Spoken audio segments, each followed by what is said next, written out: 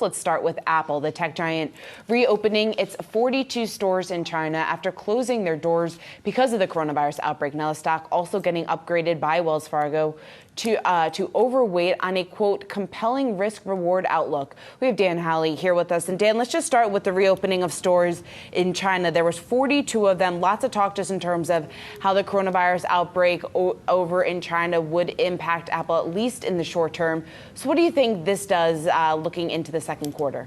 Well, it allows consumers to finally get back into the stores and start purchasing the items that Apple has to offer there that they are able to provide at this time. Now, there was discussion about potential shortfalls as far as inventory goes because of the factory shutdowns that were in place. The factories are back up and running, but not at 100% yet. And so what we want to know is, does Apple have enough inventory to provide to consumers who may have been locked up in their homes under quarantine and are finally able to get out and looking to buy something like a new iPhone or something to take their minds off of the virus and its effects? You're hearing a lot more about different companies finally opening up, sending people back to work in China. But with Apple in particular, it's incredibly important for their stores because once you get someone in the door, that foot traffic can then lead to additional add-ons for things like accessories as well as services. And we all know how important those are now to Apple's bottom line.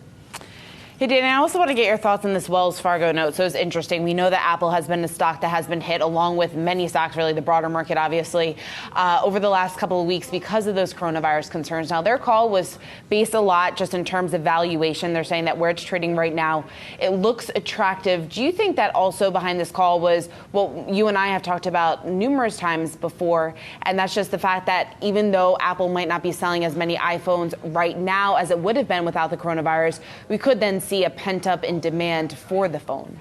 Yeah, and I think that's really kind of the thesis right now going forward is while they're taking a hit with the rest of the market, they still are fundamentally the same company that they were prior to the virus. Nothing has really changed for them outside of this one event. And so once people are able to get back out to stores or once people are more comfortable going out and purchasing items, they will buy these iPhones again. And so, we saw the shutdowns in China. We're starting to hear rumbles in the U.S. about different states of emergency. In New York, they closed off Broadway, and they're saying that certain restaurants need to cut their capacity. So who knows? We may start to hear about Apple shutting down stores here in the U.S. There's been nothing along those lines discussed out in public yet, but you can imagine the kind of roller coaster or rolling idea of different companies having to close up shop. So that may impact the U.S. sales in the short term. But again, once Apple is able to roll out that new iPhone, the iPhone 12, at the end of the year, there could be that pent-up demand. And then in 2021,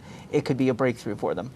Dan, there was a very interesting note out there today that got my attention. It was from Rosenblatt and was talking about how Apple could actually consider buying Disney after Disney's recent sell-off. And we've also seen Apple sell off too. But why do you think that idea was, one, even floated, and two, it doesn't sound that likely, but what are your thoughts on it?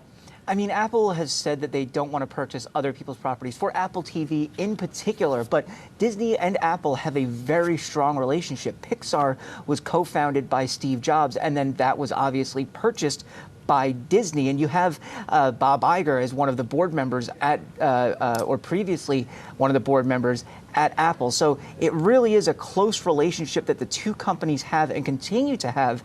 And so you could think then, if Apple was going to purchase something, make a big bet like that, it would be on something like Disney. But it doesn't seem like Apple would want to get into a business that operates so many disparate things like amusement parks, like the actual movie studios, and different things along those lines. I think they want to stick to their core business and what they're really good at. Dan, and also we're running out of time here, but real quick, Apple's annual developers conference will now be online instead of what it normally is, this huge event in person. Yeah, and it's kind of a disappointment because it allows you to get hands-on time with some of the new software coming down the pipe, like iOS, like the new Mac OS, iPad OS, things along those lines. So for developers to not be able to get their hands on it and see it in person when it's announced, that's a letdown. All right, Dan Howley, thank you. Hey investors, Zach Guzman here. Are you interested in learning more about the markets and getting the latest financial news? Well, then click right here to subscribe to our Yahoo Finance YouTube channel. Get the latest up-to-the-minute market analysis, big interviews in the world of finance, and information on how to manage your money every day wherever you are.